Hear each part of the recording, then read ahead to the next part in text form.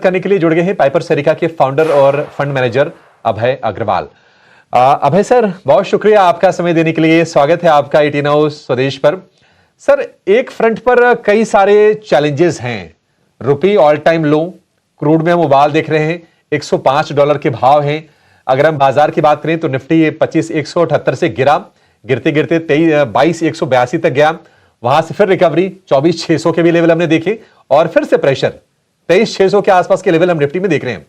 Sir, investor करे तो करे क्या? अभी आपके हिसाब से स्ट्रेटजी क्या होनी चाहिए? जी अभिषेक जी, गुड मॉर्निंग आपको, सारे दर्शकों को। देखिए, ये मार्केट इस समय दो भागों में बटा हुआ है। एक भाग जो है जो टेक्निकल फैक्टर्स को फॉलो कर रहा है कि न्यूज बेस्ड रिएक्शंस, जिसको हम कह रहे हैं कि जैसे जैसे वॉर की सिचुएशन इवॉल्व हो रही है और अभी भी कोई ऐसा संकेत नहीं है कि एक कंक्लूसिव एंड होगा वॉर का, तो ऐसे सिनेरियो में ऑब्वियसली जो प्रेशर है ऑयल इंपोर्टर्स पे इंडिया जैसे, और उसका असर फिर दिख रहा है हमारे मैक्रो सिचुएशन पे, और उसका फिर असर दिख रहा है हमारे रुपए पे। तो ये जो है ये एक थोड़ा डर क्रिएट कर रहा है इन्वेस्टर्स और ट्रेडर्स के माइंड में।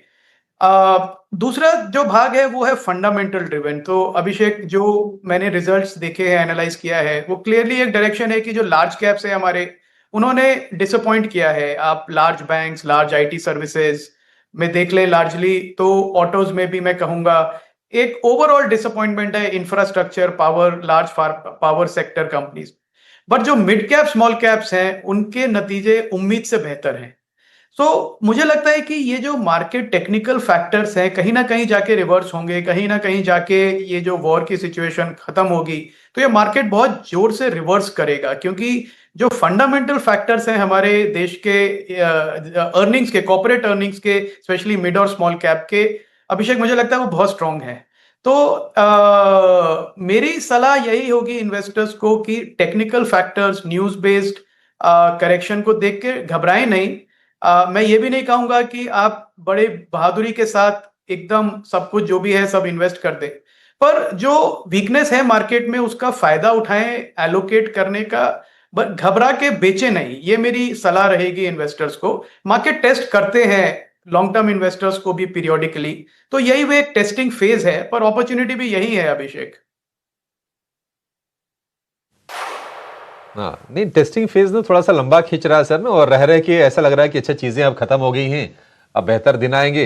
लेकिन ढाक के तीन पात ट्रंप कुछ बोलते हैं और फिर बाजार फिर से कॉर्नर हो जाते हैं। अब है सर, मैं ये मिड कैप स्मॉल कैप के बारे में आपसे पूछने वाला था। बड़ा इंटरेस्टिंग सिनेरियो है, क्योंकि जब भी हम देखते हैं कि बाजार में थोड़ी अनिश्चितता की स्थिति होती है, थोड़ा फियर होता है, तो लोग सेफ्टी की तरफ जाते हैं, ब्लू चिप्स, लार्ज कैप्स की तरफ जाते हैं। लेकिन इधर mid cap index all time high बना रहा है। तो आपकी राय क्या होगी? क्या लार्ज कैप्स में वैल्यूएशन को हम चेज करें या फिर मिड कैप में, स्मॉल कैप में एलोकेशन को थोड़ा बढ़ा दें, क्योंकि वहां पर अर्निंग विजिबिलिटी ज्यादा बेहतर नजर आ रही है? जी अभिषेक, देखिए, मैं 32 साल से मार्केट में इन्वेस्ट कर रहा हूं और मेरा निष्कर्ष इतने सालों में इन्वेस्ट करके एक ही है कि मार्केट अल्टीमेटली रिवॉर्ड करते हैं उन कंपनीज को जो एक 4-5 साल के ग्रोथ ट्रैक पे है। तो इन्वेस्टर्स को रिवॉर्ड मिलता है ग्रोथ को बैक करके, वैल्यू को बैक करके, कि आप लो ग्रोथ स्टॉक है उसको आप सस्ते में ले लें, उसमें कोई रिटर्न बनेगी नहीं, डिसअपॉइंटमेंट ज्यादा होगी, मार्केट में पूरी रिकवरी आ जाए पर फिर भी आपका रिटर्न नहीं बनेगा। और ये देख चुके हैं हम, मतलब जो बड़े लार्ज बैंक स्टॉक्स हैं, मार्केट के डार्लिंग्स थे, आईटी सर्विसेज हैं, और एक बार ग्रोथ चला जाता है तो मल्टीपल्स अपने आप नीचे आने लगते हैं। और इसलिए मुझे लगता है सिर्फ वैल्यूएशन को देख के एलोकेशन किसी को बढ़ाना नहीं चाहिए, वैल्यूएशन से नजर भी नहीं हटानी चाहिए, पर आपको ऐसे स्टॉक्स ढूंढने हैं, ऐसा स्पेस ढूंढना है जहां पे ग्रोथ है। और अच्छी बात यह है कि जितनी भी अर्निंग्स आई हैं मिड कैप स्मॉल कैप्स की, इनफैक्ट मैं कहूंगा एनबीएफसीज की, जो अनसिक्योर्ड लेंडर्स थे, माइक्रो फाइनेंस कंपनीज की, उम्मीद से बेहतर है। तो इसका मतलब यह है कि जो मिड और स्मॉल कैप है वहां पे ग्रोथ क्लियर है, विजिबल है, अगले 3-4-5 साल का ग्रोथ विजिबल है। तो इन्वेस्टर्स को डेफिनेटली ग्रोथ को बैक करना चाहिए। और कई बार मार्क टू मार्केट लॉसेस लेने पड़ते हैं आपको, पर एज लॉन्ग एज आप होल्ड करें तो रिटर्न यही बनेगा। तो उदाहरण के तौर पे मैं कहूं कि आप हम बड़े लार्ज कैप्स को आप देख रहे हैं, एचडीएफसी बैंक, टाइटन, ये बजाज फाइनेंस, ये अब बड़े हुए हैं। पर जब ये 10 साल पहले, 15 साल पहले जो सिचुएशन में थे, जब मिड और स्मॉल कैप थे, तब अगर इन्वेस्टर्स लेते तो उनको रियल बेनिफिट मिलता। तो मेरी सलाह यही होगी कि आप ग्रोथ पे फोकस करें, चाहे वो लार्ज कैप में हो या स्मॉल कैप में हो या मिड कैप में हो। थोड़ा महंगा जरूर मिलेगा, पर रिटर्न भी वहीं से मिलेगी, अभिषेक। हम्म। अभी सर अगर हम लार्ज कैप्स की बात करें और मान लीजिए मिड कैप की बात करें, आईटी एज ए सेगमेंट, क्योंकि काफी ज्यादा हमने देखी कि डिस्टरबेंस हुआ है एआई के चलते। अब बाकी दुनिया में तो एआई और सेमीकंडक्टर रैली अभी भी चल रही है। इसी के चलते हम देख रहे हैं कि कोरियन मार्केट, जापानीज मार्केट लगातार हाइस पे हाइस बनाए जा रहे हैं। भारत में आप क्या भविष्य देखते हैं? हमारी जो परंपरागत जो आईटी सर्विसेज वाली कंपनीज हैं, क्या आपको लगता है कि वैल्यू है, या फिर पहले भी आपसे बातचीत हुई थी तो आप काफी ज्यादा बेरिश साउंड कर रहे थे, विचार कुछ बदले हैं या फिर सेम है अभी? नहीं, देखिए, फंडामेंटली कुछ चेंज नहीं है इन कंपनीज में। जो हमारी आईटी सर्विसेज कंपनीज हैं, जो लार्ज कैप कंपनीज की तरफ आप शायद इशारा कर रहे हैं, उन्होंने अभी भी कोई कोई भी उनके बिजनेस मॉडल में बदलाव नहीं है। जो अनाउंसमेंट्स में देखता हूँ वो यही है कि हमने 10,000 लोग निकाल दिए, 15,000 लोग निकाल दिए, नीचे के लोग निकाल दिए। पर उनको निकाल के आपका बिजनेस मॉडल नहीं चेंज होगा, आपके खर्चे कम हो जाएंगे। प्रॉब्लम कहाँ पे है? प्रॉब्लम ये है कि इनोवेशन नहीं है, जीरो इनोवेशन है। ना कोई प्रोडक्ट्स हैं, ना कुछ एआई की अंडरस्टैंडिंग है। दुनिया एक तरफ चल रही है, ये एक तरफ चल रहे हैं, एकदम पिछड़ी हुई कंपनीज हैं। तो जो मैं देख रहा हूं वो यही दिख रहा है कि जो ये 2% का ग्रोथ गाइड कर रहे हैं कांस्टेंट करेंसी, मुझे लगता है वो भी होगा। और ये प्रॉब्लम सिर्फ इंडियन आईटी सर्विसेज की नहीं है, अभिषेक। ये प्रॉब्लम है ग्लोबल आईटी सर्विसेज कंपनीज की, जो सेम मॉडल को प्ले कर रहे हैं। आप एक्सेंचर देख लीजिए, कॉग्निजेंट देख लीजिए, आईबीएम, कैप जेमिनाई, सब इसी प्रॉब्लम से जूझ रहे हैं। बिकॉज क्या हो रहा है कि जो एआई कंपनीज हैं, जिस तरह के उन्होंने एआई टूल्स बनाए हैं, ये इनके जो लार्ज एंटरप्राइज कस्टमर्स हैं, banking, financial services, pharma, retail, वो खुद वो टूल यूज करके अपने एप्लीकेशंस बना रहे हैं। तो जो आईटी सर्विसेज कंपनीज है, इनका काम ले दे के सिर्फ ये बचेगा कि ये सिस्टम इंटीग्रेटर बन जाएंगे एआई टूल्स के, पर उसमें कोई मार्जिन नहीं है। मतलब 12-15% के मार्जिन के लेवल पे आ जाएंगे, लो ग्रोथ। तो ये एक एग्जिस्टेंशियल चैलेंज है, अभिषेक। और मार्केट इसी इसी बात की इनको पनिशमेंट दे रहा है कि इतना सब हो गया, फिर भी आपने कोई अपने बिजनेस मॉडल में चेंज नहीं किया है। मुझे नहीं लगता कि अभी भी कोई टर्न अराउंड है। हाँ, कोई वैल्यू इन्वेस्टर्स हैं, सस्ता स्टॉक देख के, डिविडेंड यील्ड देख के उनको इंटरेस्ट हो तो वो ले लें। पर उसके अलावा मुझे मैं तो अभी भी बायर नहीं हूं इनका, और काफी टाइम तक नहीं रहूंगा। बिल्कुल। आज की गिरावट के पीछे की वजह यह है कि जो चैट जीपीटी वाली कंपनी है, ओपन एआई डिप्लॉयमेंट कंपनी एक ये शुरू कर रही है, अलग डिवीजन होगा जो कि तमाम ऑर्गेनाइजेशंस को डे टू डे वर्क में एआई को डिप्लॉय करके अपनी कामकाज को थोड़ा इजी करने पर फोकस होगा। और उसके चलते हम देख रहे हैं कि आज फिर से नए लेग ऑफ एक कह सकते हैं कि सेल ऑफ हमें आईटी स्टॉक्स में देखने को मिल रहा है। अभय सर, रुपये की वीकनेस को आप किस तरह से देख रहे हैं? पीएम मोदी ने इसको एड्रेस करने के लिए कुछ कुछ अपील की है देशवासियों से। आज फिर से हमने देखा कि रिकॉर्ड निचले स्तर पर रुपया चला गया। कहां पर इसका हिट आएगा, और क्या आपको लगता है कि आरबीआई दखल देगा या फिर रुपए में हम और वीकनेस देखें यहां से?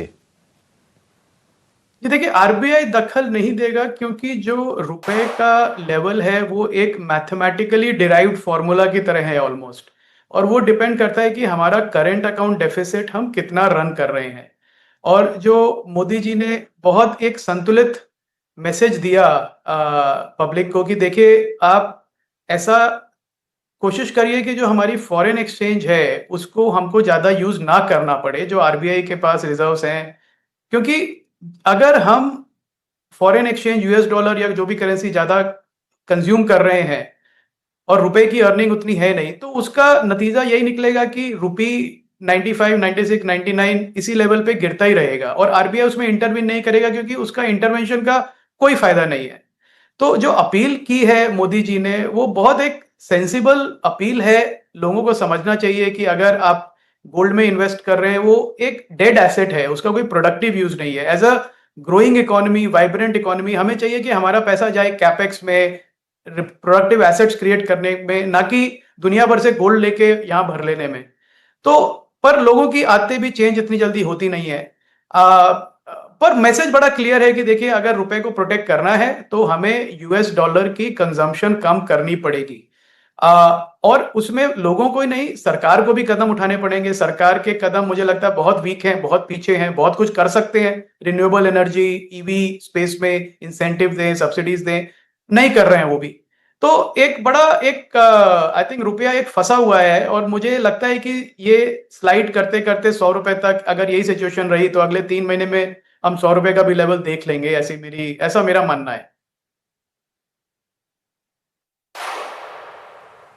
ठीक है। अब है सर, एक और सवाल होगा आपसे एफआईज की बिकवाली को लेकर।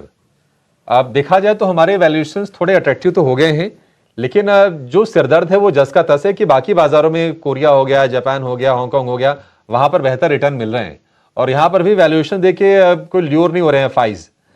अब क्या रहा है, ये सिचुएशन कब तक चलेगी? क्या एफआईज वापस आएंगे या फिर ये सेल ऑफ हम ऐसे ही देखेंगे? देखिए, एफपीआई की जो सेलिंग है वो ओवरसोल्ड लेवल पे है। पर इसको रिवर्स होने के लिए कोई ट्रिगर चाहिए अभिषेक, और वो ट्रिगर अभी है नहीं। या तो वॉर की सिचुएशन कम हो, या फिर हम एक इनोवेशन ड्रिवन इकोनॉमी बन जाए कंजम्पशन ड्रिवन इकोनॉमी से। तो अगर कोई भी एफपीआई इंडिया आता है तो वो ये देखता है कि मैं on a dollar basis net of my cost मैं कितना रिटर्न बनाऊंगा।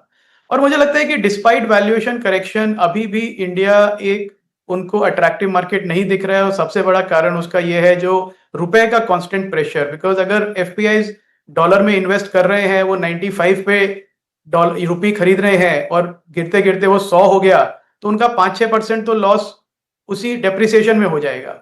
तो आई थिंक ये थोड़े डर है कि मैक्रो सिचुएशन इंडिया की क्या कितनी वीक होगी। ऑयल पे जो डिपेंडेंस है बहुत ज्यादा है, पूरी दुनिया एआई यूज कर रही है, हम अभी भी पिछड़े हुए हैं उसमें। इनोवेशन में हम पीछे हैं। तो सरकार के एफर्ट के डिस्पाइट दैट मुझे नहीं लगता कि इतना कॉन्फिडेंस बिल्ड कर पा रही है सरकार अपने मेजर्स के, कि वो इनोवेशन को, रिन्यूएबल एनर्जी को ड्राइव करेगी।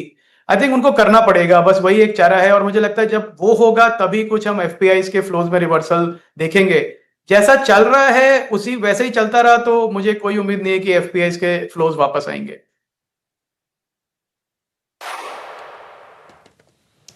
ठीक है, बहुत शुक्रिया अभय सर आज हमारे साथ जुड़ने के लिए और बाजार पर विस्तार से हमसे चर्चा करने के लिए। चलिए, इस शो में इतना ही, लेकिन